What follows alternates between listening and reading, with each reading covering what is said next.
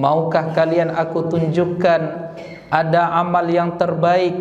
Amal terbaik itu adalah amalan yang paling suci. Wa arfa'iha fi darajatikum, dan amal yang kalian lakukan ini mengangkat derajat kalian di sisi Allah Subhanahu wa taala.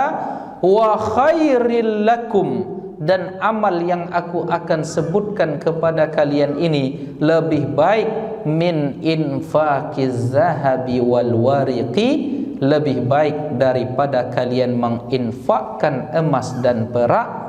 Wa khairil lakum, dan amal ini pula lebih baik bagi kalian min antalqau aduwakum fatadribu a'naqakum, lebih baik daripada kalian berjumpa dengan musuh kalian dalam jihad fi sabilillah, lalu musuh kalian itu memenggal kepala kalian, artinya mati syahid. Dan ternyata amal yang aku akan sebutkan ini lebih baik daripada mati syahid fi sabilillah. Bismillahirrahmanirrahim. Assalamualaikum warahmatullahi wabarakatuh. Assalamualaikum warahmatullahi wabarakatuh. Alhamdulillah wassalatu wassalamu ala Rasulillah Sayyidina Muhammad bin Abdillah wa ala alihi wa ashabihi wa mawalah, amma ba'd.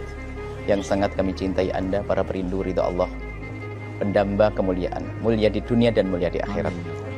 Kami saat ini berada di pesantren Nurul Azhar di bawah asuhan, bimbingan, riayah Tuan Guru Mulia Ustaz Abdul Somad. Harapan kami pesantren terus berkembang dan husnudzon kami akan berkembang. Maka dari itu kami ajak Anda para perindu ridha Allah, ayo kita ikut andil dalam besarkan pesantren ini. Semoga dari pesantren keluar ulama-ulama penerus dakwah baginda Nabi. Dan pesantren sudah dimulai dan alhamdulillah Masya Allah di bangunannya Masya Allah, dan juga ada santri-santrinya. Maka jangan ragu untuk bergabung. Inilah orang cerdas. Kalau kita mengandalkan ibadah kita melakukan sholat sebanyak apapun sangat terbatas, ngaji Quran sangat terbatas. Tapi kalau kita ikut andil dalam program besar semacam ini, sebanyak anak membaca Al-Quran di pondok ini kita mendapatkan pahala, sebanyak anak sholat di tempat ini kita mendapatkan pahala. Belum lagi di saat mereka menjadi ulama. Inilah kerjaan orang-orang cerdas. Maka ayo menjadi cerdas hari ini.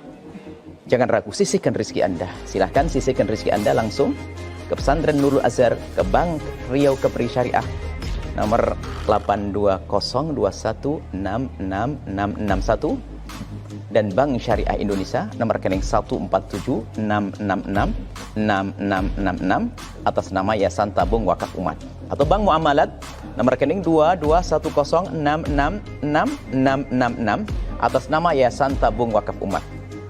Dan jika terbuka hati Anda lalu Anda berderma, jangan ragu, sertakan kode transfer 01 di akhir nominal transfer, dan atau konfirmasi ke nomor 0852 6541 6060. Itu adalah nomor admin yayasan. Dan setelah itu, setelah Anda berderma, puji syukur, bersyukurlah kepada Allah karena Allah telah memilih Anda untuk bisa berjuang.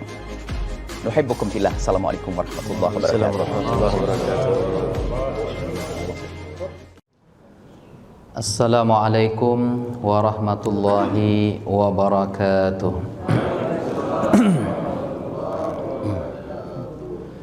Bismillahirrahmanirrahim. Alhamdulillahi rabbil alamin, hamdal hamidin, hamdal mustaghfirin. Assalatu wassalamu ala ashrafil anbiya'i wal mursalin, Sayyidina wa habibina wa qurrati a'yunina Muhammadin wa ala alihi wa sahbihi ajma'in. Asyhadu an la ilaha illallah wahdahu la syarikalah, wa asyhadu anna Muhammadan abduhu wa rasuluhu la nabiyya wa la rasula ba'dah. Fallahumma salli wa sallim wa barik wa an'im ala sayyidina Muhammadin wa ala alihi wa sahbihi ajma'in. Alim ulama, cerdik pandai, tokoh masyarakat, besar tak disebut gelar, kecil tak dihimbau nama, umumnya hadirin hadirat, tamu-tamu Allah, sidang jamaah salat subuh yang dimuliakan oleh Allah Subhanahu wa taala.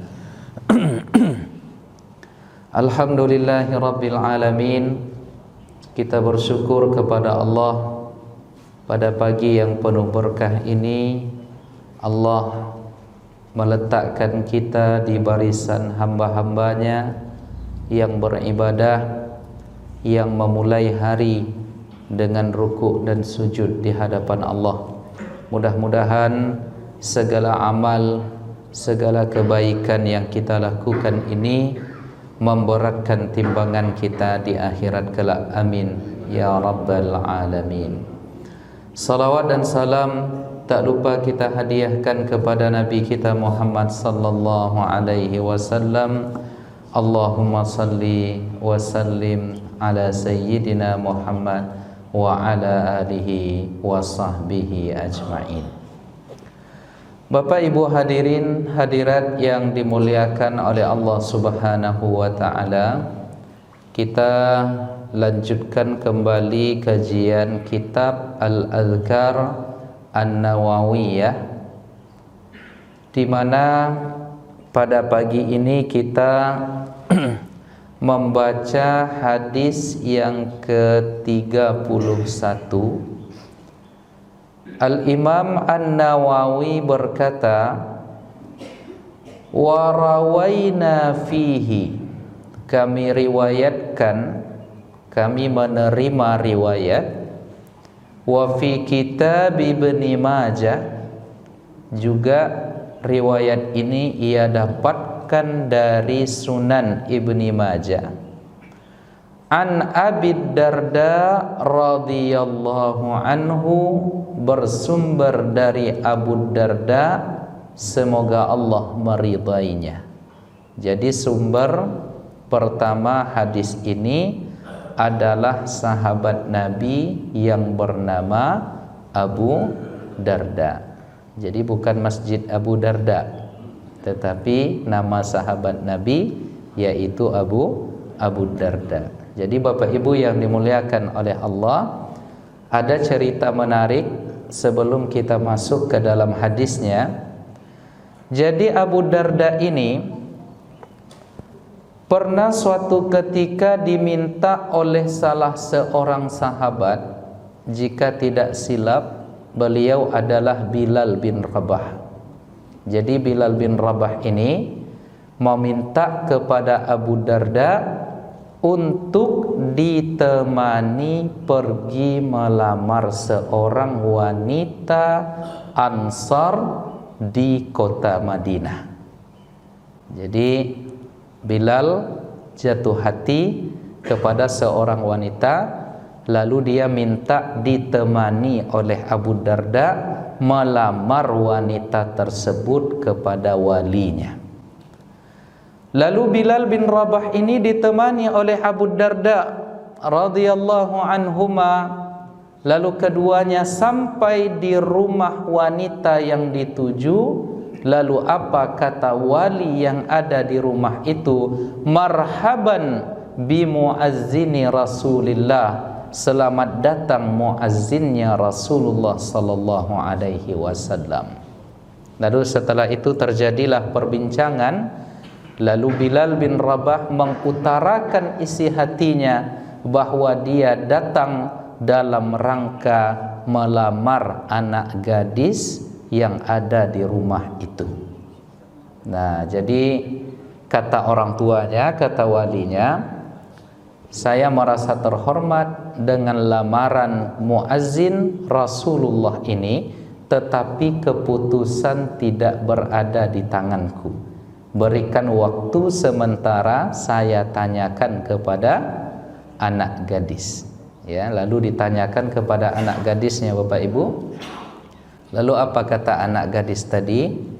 Kalau yang melamar Bilal, tidak wahai ayah. Tapi kalau yang di sebelahnya melamar, saya terima. Siapa di sebelah Bilal tadi, Bapak Ibu? Abu Darda. Nah, macam manalah perasaan ayahnya tadi itu? Nah, lalu apa adanya disampaikan kepada Bilal, wahai Bilal, anakku mengatakan jika engkau yang melamar, dia tidak menerima. namun jika sahabatmu yang di sebelah ini yaitu Abu Darda yang datang, dia menerimanya. Kira-kira apa yang dilakukan oleh Bilal bin Rabah? Hah? Sakit enggak tuh, Pak? Ada yang pengalaman? Ustaz Ali pengalaman? Ya. Lalu apa yang terucap dari kalimat dari bibir Bilal bin Rabah? Ya subhanallah, Allahu akbar, Allah maha besar. Jika begitu adanya Bapak, maka segala persiapan yang sudah aku persiapkan, segala modal pernikahan yang sudah aku tabung selama ini, aku serahkan kepada Abu Darda. Silahkan Abu Darda melamar dan menikah dengan segala modal yang sudah aku simpan ini. Allahu akbar. Kalau ambo tu Pak, sakit hati ambo tu. Awak yang melamar rupanya Ustaz Ali yang diterima. Nah, misalnya saya melamar ditemani Ustaz Ali. Ya, tolonglah Ustaz Ali temani saya melamar. Rupanya sampai di rumah, ya, orang yang dituju bukannya saya yang diterima, Ustaz Ali yang diinginkan. Padahal lebih ganteng saya dari Ustaz Ali.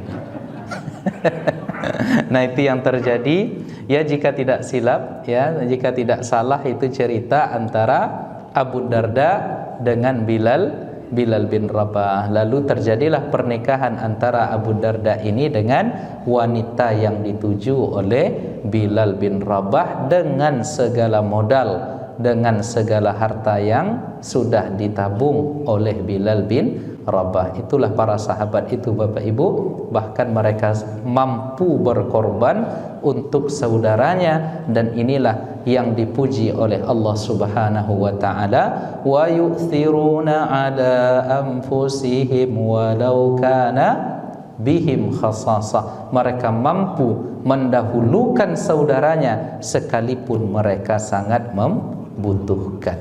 Nah, Bapak Ibu hadirin hadirat yang dimuliakan oleh Allah Subhanahu wa taala. Apa kata Rasulullah sallallahu alaihi wasallam yang didengar oleh Abu Darda?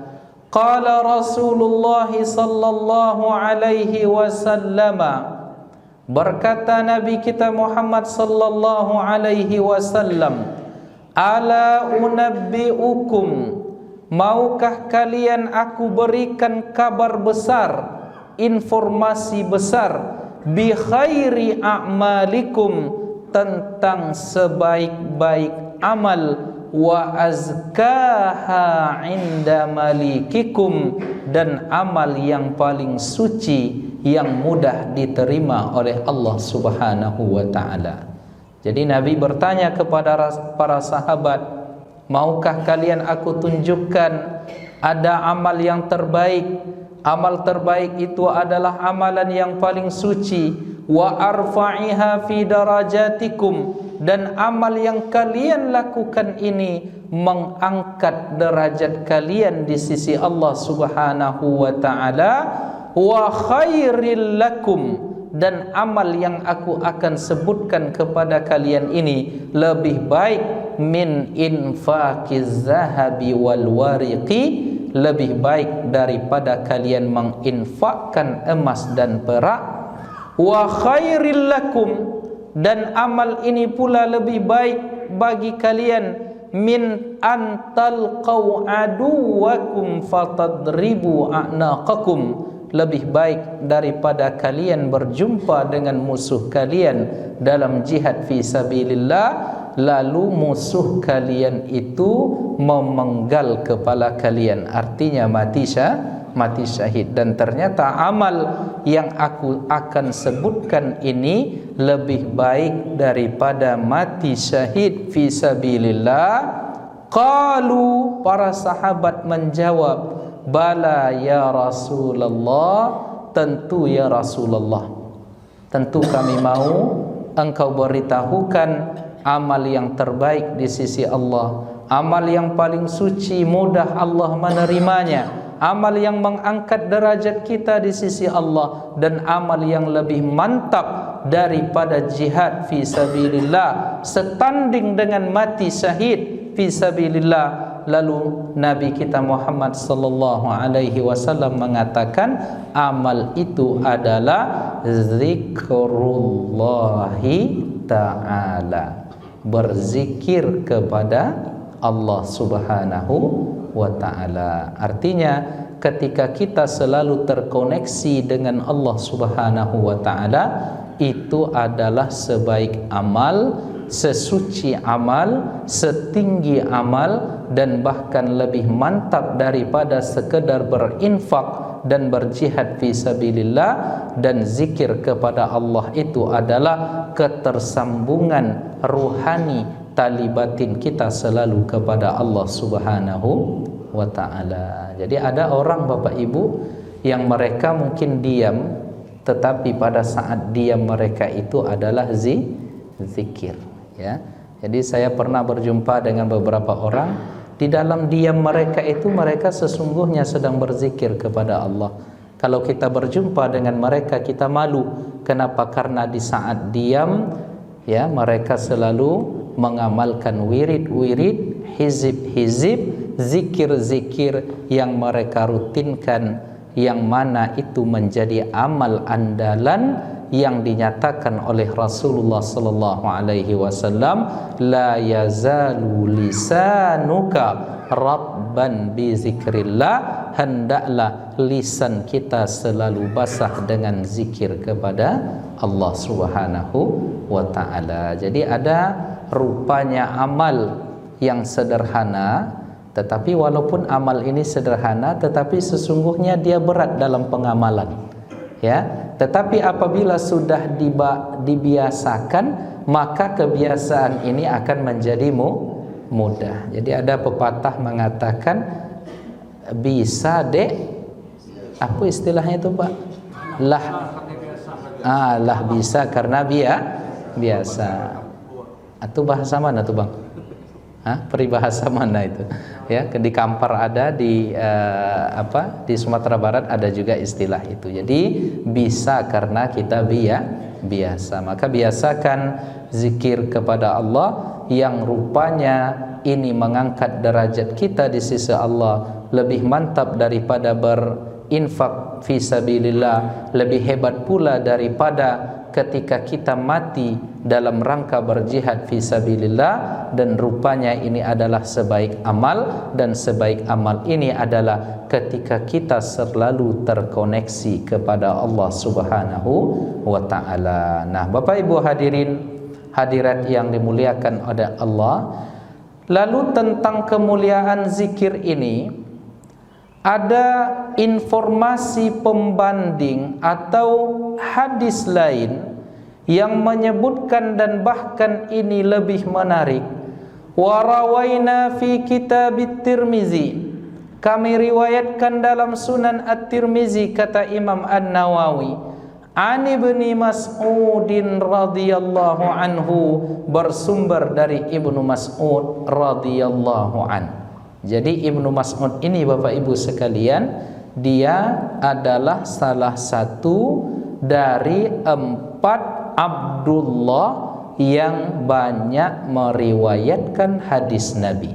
Jadi ada 4 orang sahabat Nabi itu yang nama pangkalnya adalah Abdullah. Yang pertama ada Abdullah bin Mas'ud, yang kedua ada Abdullah bin Abbas, yang ketiga ada Abdullah bin Umar, yang keempat Abdullah bin Zubair.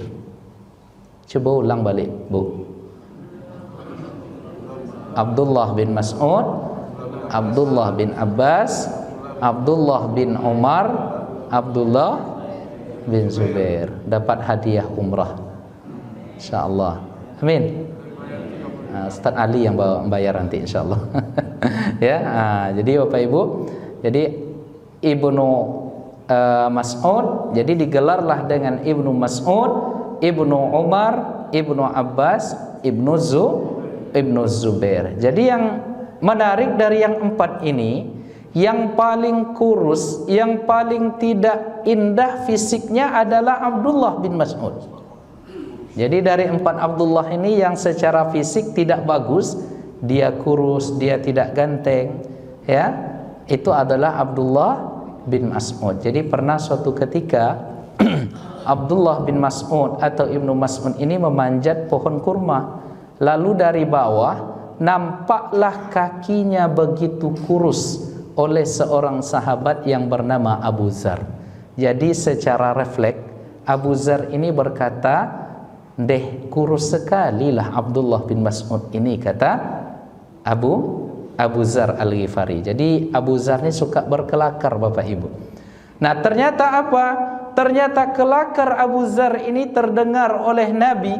Lalu Rasulullah sallallahu alaihi wasallam mengatakan, "Wahai Abu Dzar, kalau sekiranya betis Ibnu Mas'ud itu ditimbang dengan Jabal Uhud, dengan gunung Uhud, lebih berharga, lebih berat di sisi Allah betisnya Ibnu Mas'ud." Jadi ada orang rupanya secara fisik tidak menarik, tetapi di sisi Allah dia begitu berharga.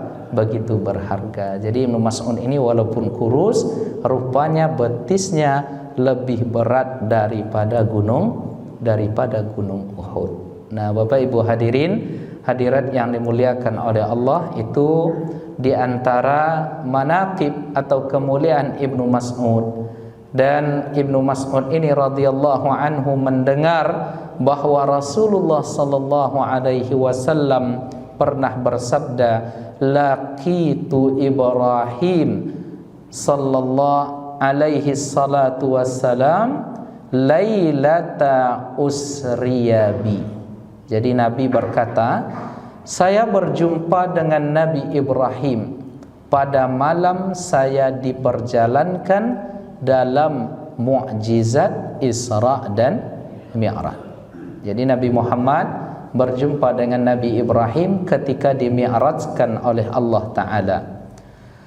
Faqala, lalu Ibrahim alaihi salam berkata kepada Nabi kita Muhammad, "Ya Muhammad, wahai Muhammad, akri ummataka salam, bacakan atau sampaikan kepada umatmu salam spesial dariku."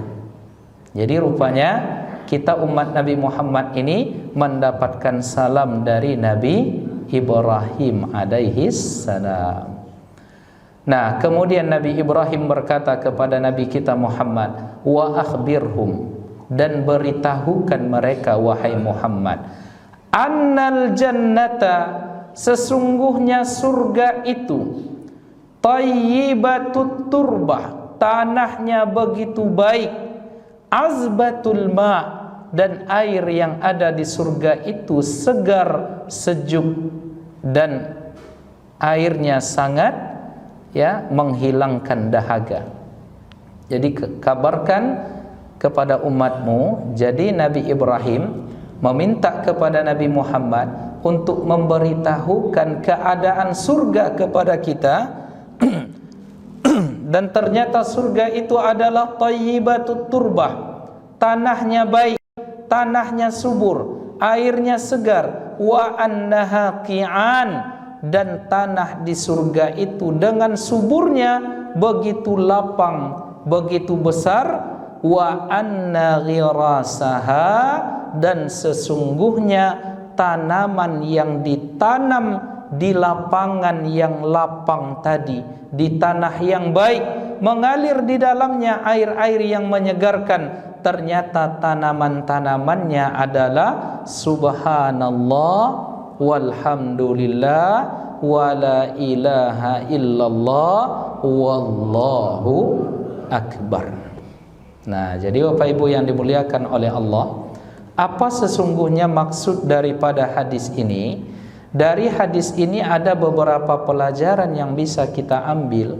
Yang pertama, bahwa ternyata para nabi itu walaupun fisik mereka sudah mati, tetapi arwah mereka hidup, mendapatkan rezeki oleh Allah Subhanahu wa taala, dan mereka yatasarraf, bisa bertindak, bisa berbuat sebagaimana orang hidup juga bisa berbuat. Cuma kita sudah dihijab oleh Allah, tidak bisa melihat aspek itu.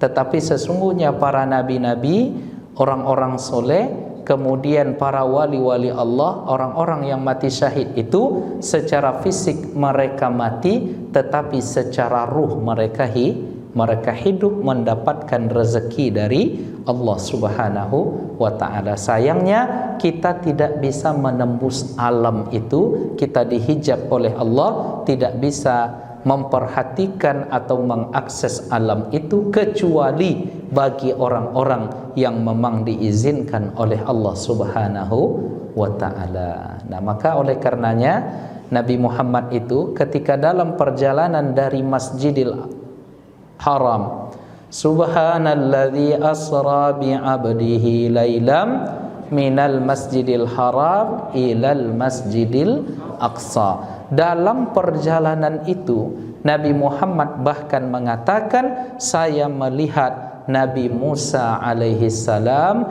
yusalli fi qabrihi, sedang salat di dalam kuburnya. Ya, jadi Nabi Musa itu ia hidup di dalam kuburnya, dia salat. Lalu muncul pertanyaan, ini salatnya salat apa? Ini salatnya salat apa? Nah, bukankah ketika kita mati tidak ada taklif, tidak ada pembebanan syariat, tidak diperintahkan lagi untuk salat, tidak diperintahkan lagi untuk zakat, tidak diperintahkan lagi membaca Al-Quran, habis, sudah hilang semuanya? Maka dijawab oleh para ulama, Nabi Musa dan nabi-nabi yang lain itu ketika mereka salat, itu salatnya bukan lagi salat karena diperintah, tetapi salat mereka itu ibadah yang mereka lakukan itu dalam rangka bersyukur dan memuliakan Allah Subhanahu wa ta'ala. Jadi apa yang mereka lakukan itu adalah tasyrif, kemuliaan yang mereka lakukan, bukan lagi taklif, bukan lagi dalam rangka beribadah kepada Allah Subhanahu wa ta'ala. Jadi sudah lewat maqam untuk beribadah mengharapkan surga dan neraka, tetapi ibadah yang mereka lakukan itu adalah atas dasar mereka menikmati ibadah itu. Nah, maka seharusnya kita sekiranya segala ibadah yang kita lakukan itu, ya, walaupun Allah Ta'ala memberikan motivasi surga, memberikan kabar penakut kepada kita tentang neraka, maka seyogyanya segala ibadah yang kita lakukan itu demi dan teruntuknya lagi adalah karena Allah, dan pada saat itu kita menikmati ibadah tersebut. Nah, maka oleh karenanya Nabi Muhammad berjumpa dengan Nabi Musa yang dia salat ketika di dalam kubur. Jadi Nabi itu, Bapak Ibu, mereka tidak mati sesungguhnya, ya, tetapi mereka hidup di alam yang kita tidak memiliki akses untuk itu. Makanya ada salah seorang tabi'in atau tabi'in yang datang ke kuburan Rasulullah. Lalu ia berbincang kepada Rasul saat itu, dan ini diceritakan di dalam tafsir Ibnu Katsir. Ada tabi'in ini atau tabi'in ini datang ke kuburan Nabi. Lalu dia berkata, "Ya Rasulullah, tolong mintakan ampun kepada Allah atas segala dosa-dosaku." Setelah itu orang ini pun pergi dari makam Nabi. Lalu ada yang sedang berziarah dan ia tertidur di samping makam Rasulullah ketika itu. Di dalam tidurnya ia bermimpi berjumpa dengan Rasulullah sallallahu alaihi wasallam. Lalu Nabi mengatakan kepada orang yang menjaga makam Nabi, yang ia tertidur di samping makam Nabi tadi, Nabi mengatakan, tolong beritahu orang yang datang tadi bahwa Allah Ta'ala sudah mengampunkan dosa-dosanya. Nah, jadinya kalau kita nanti haji atau umrah, Bapak Ibu, maka usahakanlah datang berziarah ke makam Nabi. Maka di antara adab dan etikanya berdoalah di samping makam Rasul. Lalu kemudian setelah itu ucapkan salawat dan salam kepada Rasulullah. Lalu banyak para ulama dan bahkan mayoritas mengatakan sampaikan hajat-hajat kita di situ dengan bertawassul dengan perantara Nabi Muhammad sallallahu alaihi wasallam. Semoga Allah berikan kita kemudahan untuk bisa melaksanakan haji, melaksanakan umrah, dan kita diberi kesempatan untuk berziarah ke makam Nabi. Tapi sayangnya sekarang ya, kita tak bisa lama-lama di samping makam Nabi itu karena ada pengawasnya. Ya, kadang kalau kita berdoa di situ dipukul sama sajadah mereka itu. Tarik ya haji katanya. Ya, bahkan ada yang mereka menganggap perbuatan ini adalah perbuatan yang dalam tanda kutip mereka katakan adalah syirik. Padahal bukan syirik. Kita hanya meminta kepada Allah melalui perantara Nabi kita Muhammad sallallahu alaihi wasallam. Dan Al-Imam Ibnu Katsir ketika menyebutkan riwayat tadi itu ketika ia sedang menafsirkan satu ayat, ya, di mana ayat itu berbunyi, kalau tidak salah apa bunyinya, ja'uka walau annahum izzalamu anfusahum ja'uka. Apa Ustaz? Lupa membawa ayatnya. Apa imam pun lupa. Walau annahum izzalamu anfusahum ja'uka. Apa ayatnya itu Ustaz? Ustaz Ali? Apa bunyi ayatnya itu? Walau annahum izzalamu anfusahum ja'uka walau annahum izzalamu. Ini dia.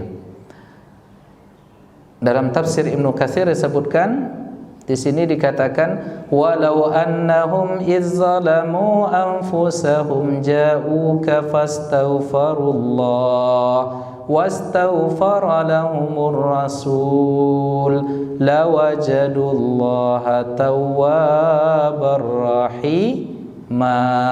Kalau mereka di saat mereka menzalimi diri mereka, dalam artian mereka sedang berdosa kepada Allah, ja'uka, mereka datang kepada engkau wahai Muhammad, fastaghfirullah, lalu mereka datang kepada engkau itu Muhammad, fastaghfirullah, mereka meminta ampun tetap kepada Allah, wastaghfara lahumur rasul, dan Rasulullah juga memintakan ampun untuk mereka. Apa yang terjadi? Lawajadullaha tawwabar rahima, maka mereka akan mendapatkan Allah itu maha menerima taubat dan maha penyayang.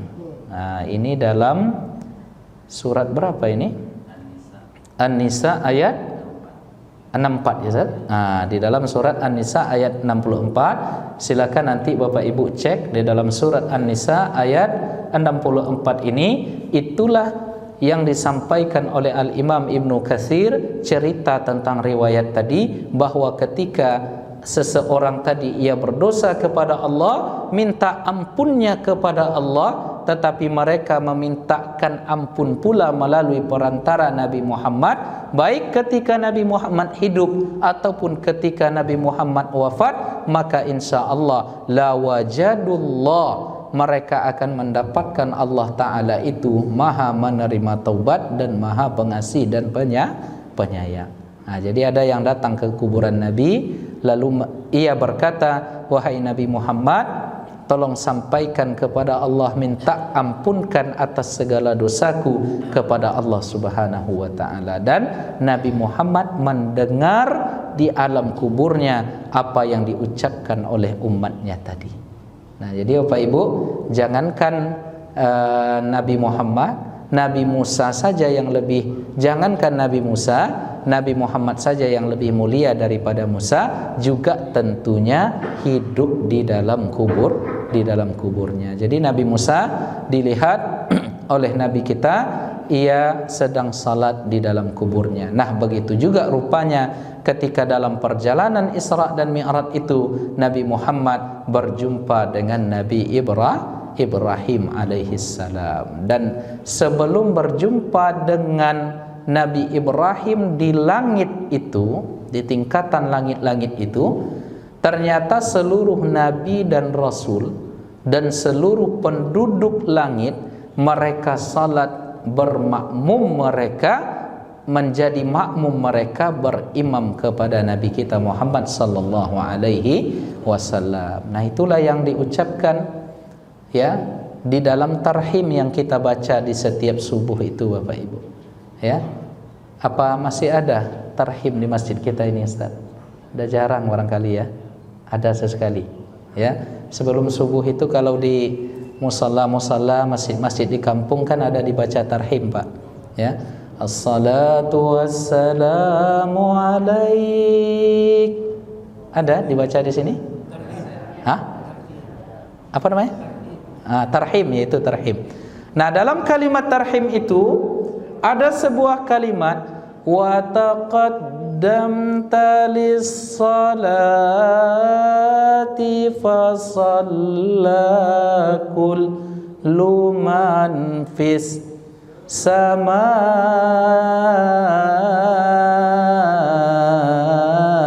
wa antal imam.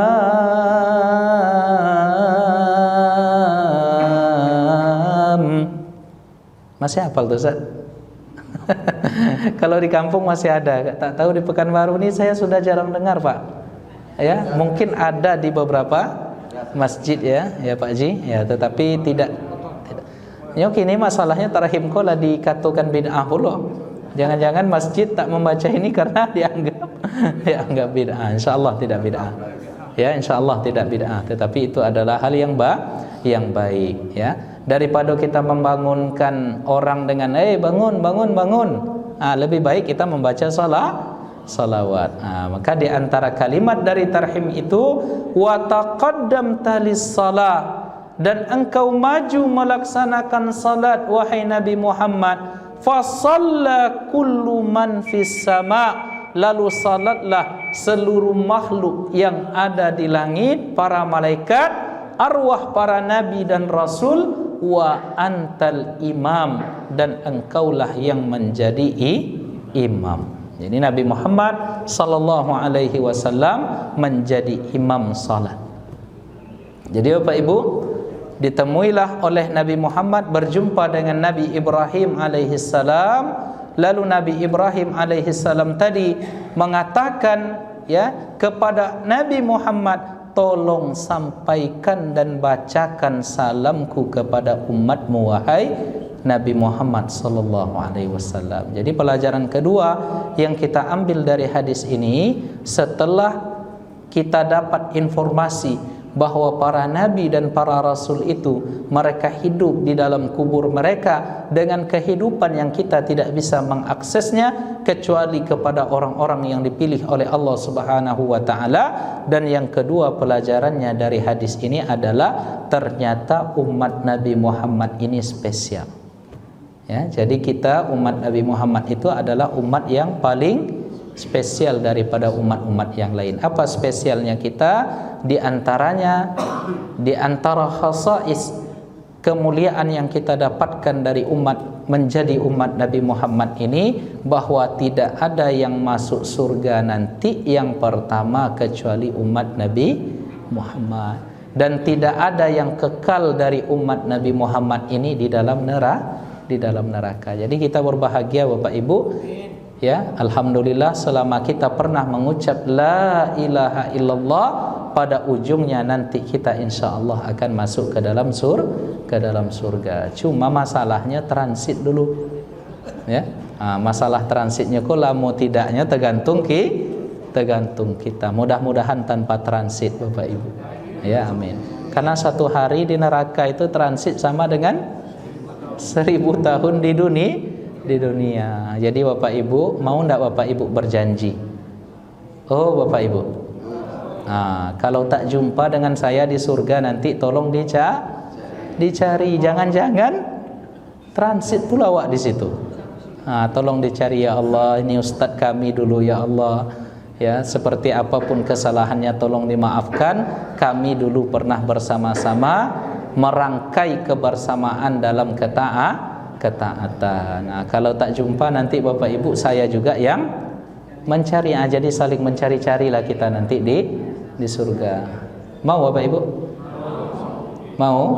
Ya insyaallah, mudah-mudahan. Jadi Nabi kita Muhammad sallallahu alaihi wasallam berjumpa dengan Nabi Ibrahim alaihi salam itu mengatakan Nabi Ibrahim kepada Nabi kita, menunjukkan bahwa umat kita ini dirindukan pula oleh Nabi Ibrahim alaihi salam. Dan Nabi Muhammad berjumpa dengan Nabi Ibrahim itu, Nabi Ibrahim ingin memberitahukan bahwa ternyata di dalam surga itu ada tanah yang amat subur, ada air yang amat segar dan terbentang luas, lalu tanaman-tanamannya adalah subhanallah walhamdulillah wala ilaha illallah wallahu akbar. Lalu apa maksud dari tanaman yang tumbuh di dalam tanah yang lapang dan baik dengan disiram dengan air yang segar tadi? Maknanya di dalam riwayat Imam Tirmizi yang lain, siapa yang mengucapkan subhanallah walhamdulillah wala ilaha illallah wallahu akbar, 4 kalimat ini setiap kali kita ucapkan, maka ghurisat lahu nakhlatun fil jannah, di tanah lapang tadi ditanamkan kepada kita nakhlah.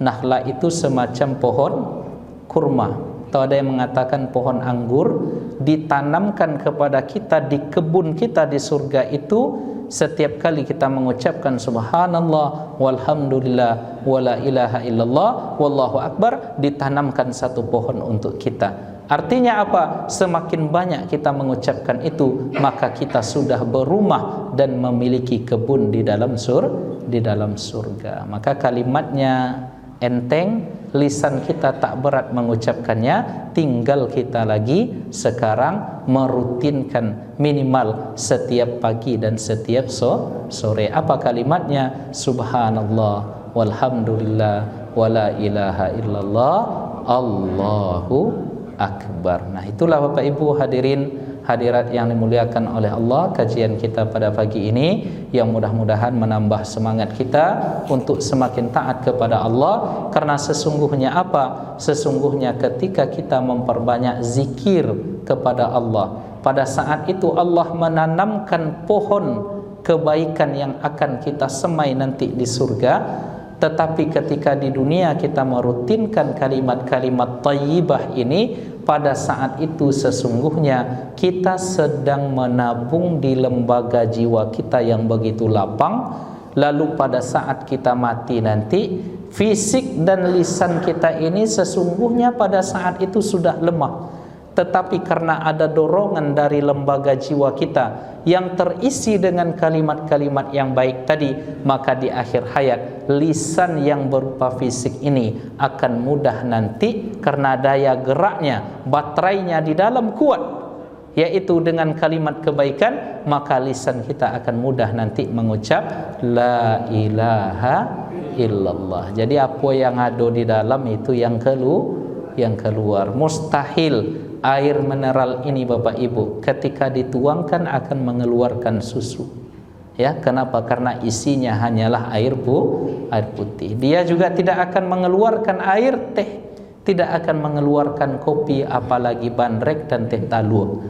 Ya, kenapa? Karena isinya hanyalah air putih. Air putih di dalam air putih pula yang akan keluar. Nah, mudah-mudahan kita memperbanyak menabung di jiwa kita kalimat-kalimat thayyibah tadi. Sebelum kita menabungnya di akhirat, kita menabungnya di dalam lembaga jiwa kita yang ketika kita mati nanti inilah yang akan keluar. Mangkana akhiru kalamihi la ilaha illallah dakhalal jannah. Siapa yang akhir kalamnya di hidupnya itu ia bisa mengucap la ilaha illallah, maka dia nanti akan masuk surga. Demikian kaji kita, mudah-mudahan bermanfaat. Sebelum kita tutup, mari kita bersama-sama berzikir kepada Allah dengan menyebut 4 kalimat berharga tadi. Subhanallah walhamdulillah wala ilaha illallah wallahu akbar wala haula ولا قوة إلا بالله العلي العظيم سبحان الله والحمد لله ولا إله إلا الله والله أكبر ولا حول ولا قوة إلا بالله العلي العظيم سبحان الله والحمد لله ولا إله إلا الله والله أكبر ولا حول ولا قوة إلا بالله العلي العظيم صلى الله ربنا على النور المبين أحمد المصطفى سيد المرسلين وعلى آله وصحبه أجمعين وعلى آله وصحبه أجمعين وبالله التوفيق والهداية والسلام عليكم warahmatullahi wabarakatuh.